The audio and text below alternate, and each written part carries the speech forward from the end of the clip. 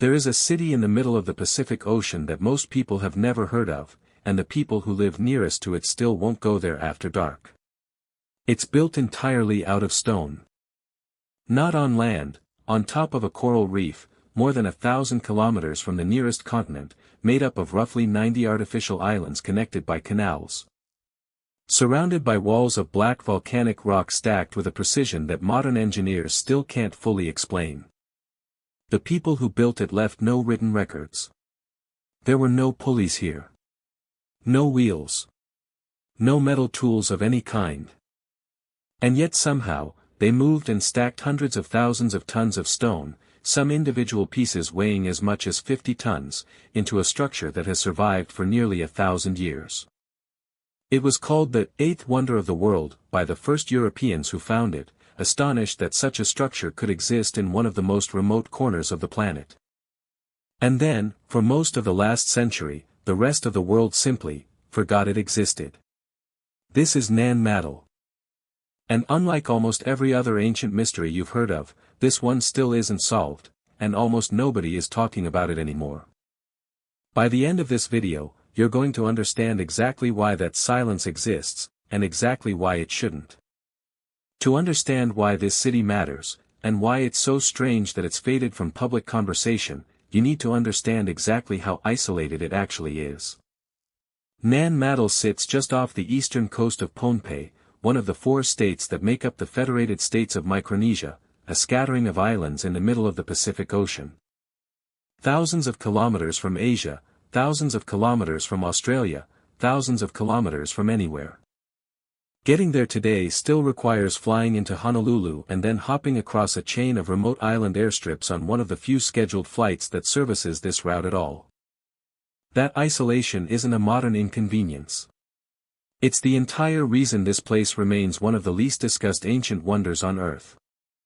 Compare it to sites like the Egyptian pyramids or Stonehenge or Machu Picchu, places visited by millions of people every year, saturated in documentaries, books, and constant public conversation.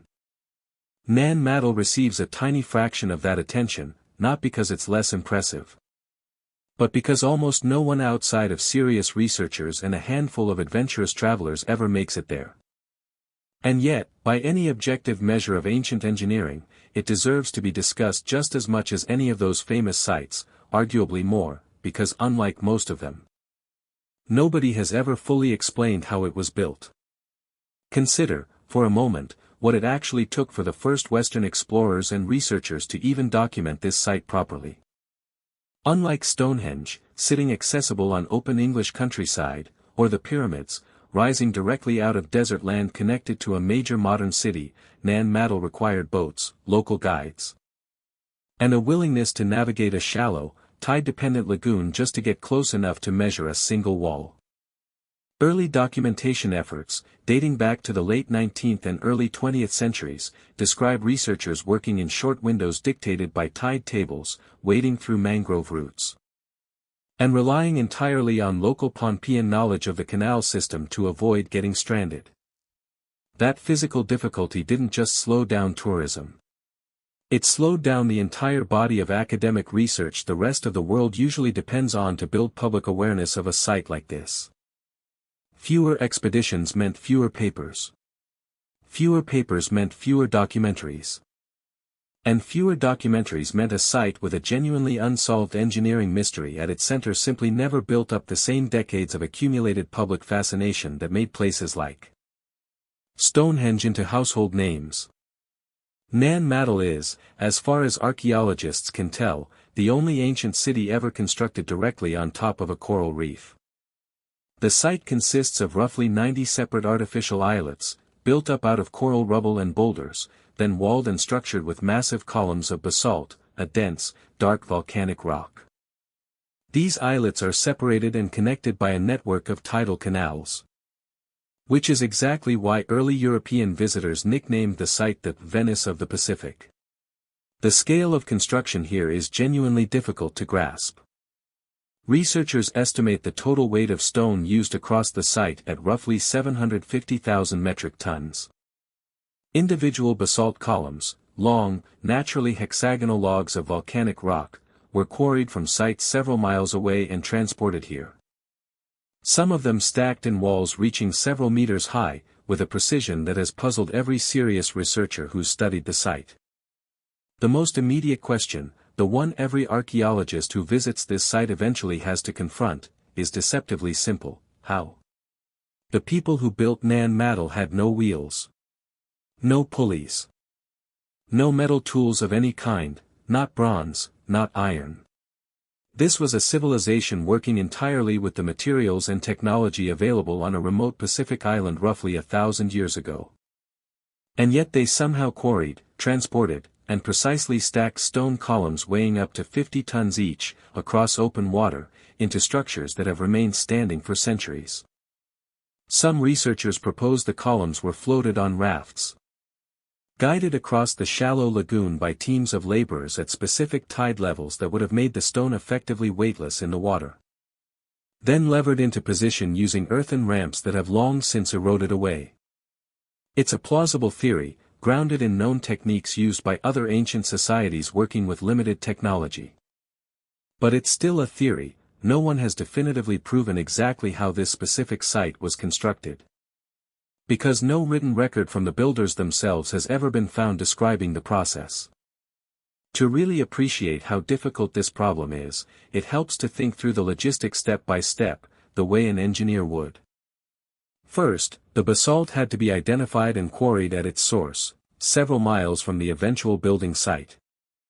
Meaning every single column had to survive a journey across open or shallow water without being dropped, cracked, or lost.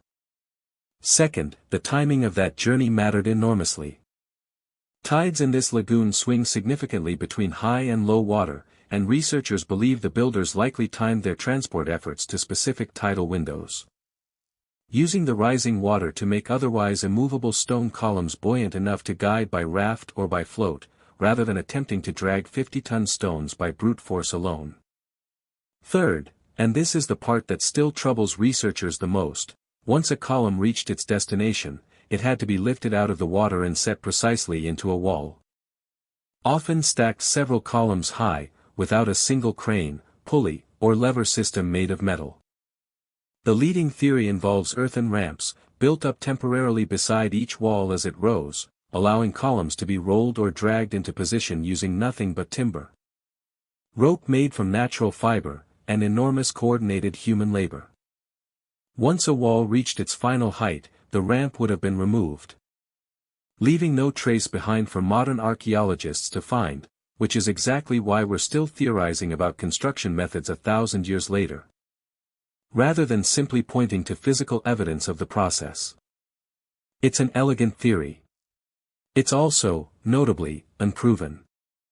And that gap between plausible explanation and confirmed fact is exactly what keeps this site classified as a genuine, unsolved engineering mystery rather than a solved historical curiosity. According to archaeological consensus, Nan Madol was constructed and occupied by the Sotalur dynasty, a ruling lineage that controlled Pohnpei for roughly 500 years. From around 1100 to 1600 AD, using Nan Madol as their political and ceremonial capital throughout that entire span.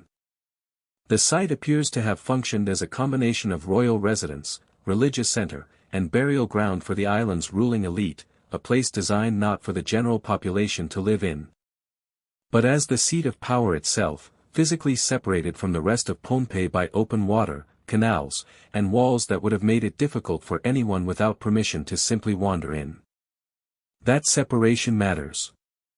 Structures like this, a capital built apart from its own population, ringed by water and stone, tend to serve a dual purpose in ancient societies: practical defense, and a very deliberate visual statement about the absolute authority of whoever lived there. If you were a Pohnpeian commoner in the year 1300, looking out at a city of black stone rising directly out of the ocean, a place you were forbidden to enter without permission, the message being sent to you would have been unmistakable. Local oral tradition offers its own explanation for how the city was actually built, one very different from the raft and lever theories archaeologists favor. According to legend passed down through generations of Pohnpeian storytelling, the city was constructed by two brothers, sorcerers named Olisipa and Olasopa. who arrived from a distant land searching for a place to build an altar to honor their gods. Gifted with magical abilities, the legend says, the brothers summoned a great dragon to lift and fly the massive stones into place. Working night after night until the 90-odd islets of the city stood complete. It's easy, from a modern perspective, to file that story away as pure folklore, disconnected from the real engineering answer. But it's worth resisting that impulse, at least partly. Oral traditions in cultures without written language often encode real historical information, wrapped in symbolic or supernatural language. Precisely because that packaging is what allowed the information to survive accurately across dozens of generations. A flying dragon, carrying stone through the air might be exactly how an oral tradition would describe watching massive columns being floated and maneuvered across open water by coordinated teams of laborers, an act that, to someone without the context of engineering theory, genuinely might look like something closer to magic. There's a broader pattern worth understanding here, one that shows up across dozens of ancient sites worldwide, not just this one. Modern audiences often treat the legend and the real explanation as two entirely separate, competing stories. Pick one, discard the other. But anthropologists who study oral history tend to see it differently. They look for the overlap. Where does the magical version and the engineering version actually agree? In this case, both versions agree on something specific: outsiders arrived, and stone was moved through deliberate, coordinated effort toward a specific religious or political purpose. The disagreement is only in the mechanism: sorcery and a dragon, versus tides, rafts, and labor. That overlap is itself a form of evidence. It suggests that whatever the Pohnpeian ancestors who witnessed this construction actually saw, it was significant enough, and unusual enough, to be preserved carefully across dozens of generations of oral retelling, robust enough to survive with its core details intact even after the practical, technical explanation for what they were watching had been lost. Sometime around the early 1600s, Nan Madol was abandoned. The Sodelur dynasty's rule collapsed, and the site that had served as the political and religious heart of Pohnpei for 5 centuries was left to the jungle, the tides, and gradually, to legend. Historical accounts and local oral tradition both point toward the same general explanation: the fall of the Sodelur dynasty came through invasion, led by a figure named Isoklikal, who is remembered in Pohnpeian tradition as having overthrown the ruling line and established the more decentralized system of local chiefs that continued on Pohnpei long after Nan Madol itself fell. Silent. But even that explanation leaves real gaps. Why would an entire ruling structure, backed by 500 years of accumulated power and an almost impregnable stone capital, collapse so completely that its replacement rulers chose not to occupy the site themselves, but instead let it be reclaimed by mangrove and coral? Conquerors throughout history have typically wanted the seat of power for themselves, not abandoned it entirely. That choice, leaving Nan Madol empty rather than simply replacing one ruler with another inside the same walls, suggests something about how the new rulers, and the wider Pohnpeian population, came to regard the site itself. Not simply as a captured palace, but as something to be left alone. There's a comparison worth drawing here, because this pattern isn't unique to Pohnpei. Around the world, when ancient centers of power fall, successor societies typically do one of two things: they either occupy and repurpose the old capital for their own rule, the way countless empires have converted a predecessor's palace into their own, or they deliberately abandon it. Often for reasons tied to belief rather than practicality, treating the fallen center of power as spiritually contaminated, dangerous, or simply not theirs to claim. Pohnpeian oral tradition leans toward the second explanation. Accounts passed down describe the new rulers establishing a different, more distributed system of local chiefdoms across the island. Rather than centralizing power back into a single stone capital the way the Sodelur dynasty had. Some researchers interpret this shift as a direct political reaction against the kind of absolute, centralized authority Nan Madol had come to represent, a conscious choice by Isoklikal and his successors to prevent any single ruler from ever again holding that level of control from that particular location. Under this reading, Nan Madol wasn't simply abandoned. It was deliberately retired, as a symbol as much as a physical place, precisely because of what it represented. This is where Nan Madol's story takes a turn that most engineering-focused documentaries skip entirely, and it's a genuinely important part of why this site remains so underdiscussed today. For generations, local Pohnpeian tradition has held that Nan Madol is protected by spirits, guardians of the old Sodalur rulers buried within its tombs, said to bring misfortune, illness, or worse to anyone who disturbs the site without proper respect or permission. This isn't a vague, generic ancient curse trope invented for tourism. It's a specific, sustained cultural belief, still held by many people on Pohnpei today, and it has real, documented consequences for how the site has been studied. In the early 20th century, during the German colonial administration of the island, a governor named Victor Berg reportedly disregarded local warnings and entered a sealed royal tomb within the ruins, where he discovered skeletal remains that local accounts describe as unusually large. According to the story passed down about that night, a violent, sudden storm broke out over the island, and Berg reported hearing strange sounds and seeing unexplained lights before falling into a delirium. He died the following morning. The German physician stationed on the island at the time was reportedly unable to determine a cause of death.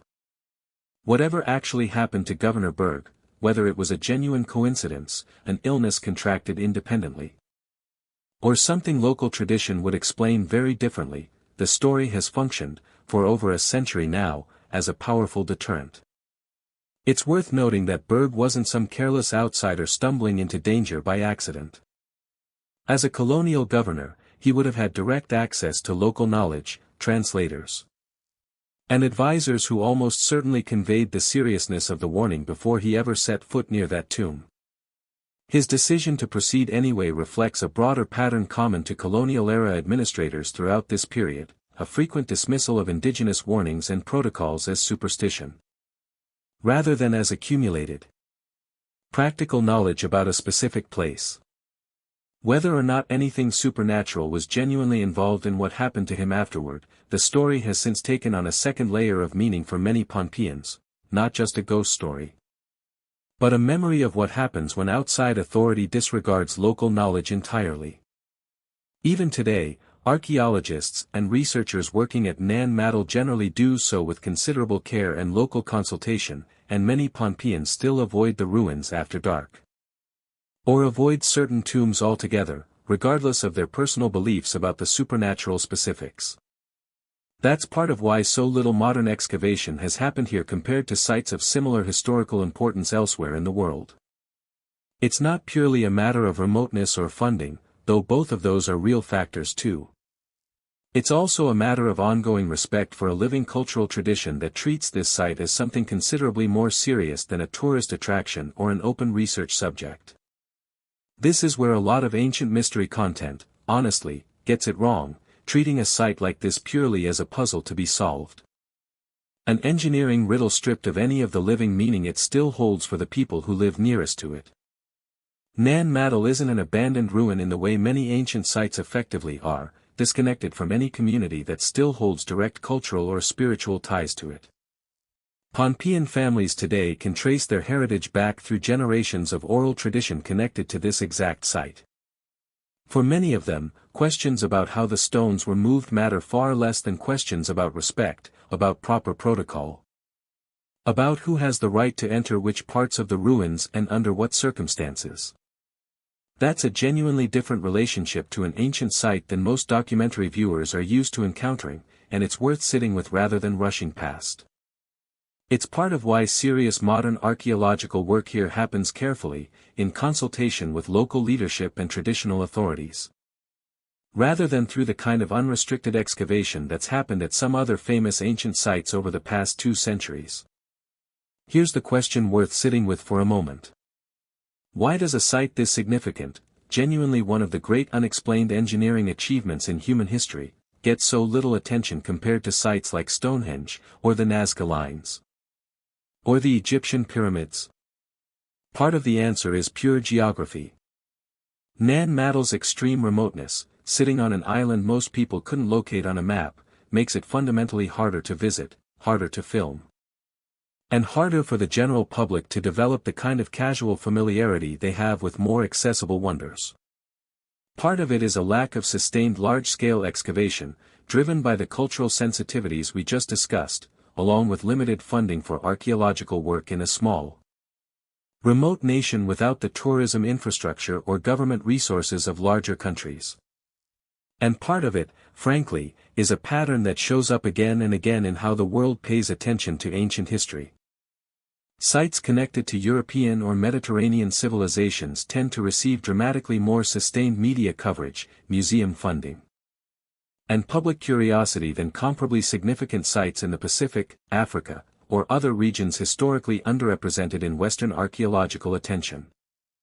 Nan Madol isn't unknown because it's unimpressive. It's underknown because of decades of where global attention has simply chosen to look, and where it hasn't. That's precisely why a site like this deserves to be brought back into the conversation. The mystery here is completely real, completely unsolved in its core engineering question, and largely undiscussed by comparison to how significant it actually is. Today, Nan Madol is recognized as a UNESCO World Heritage Site, listed in 2016, a designation that brought a small amount of renewed international attention and funding, along with a formal UNESCO description calling it a globally significant achievement of human creative genius.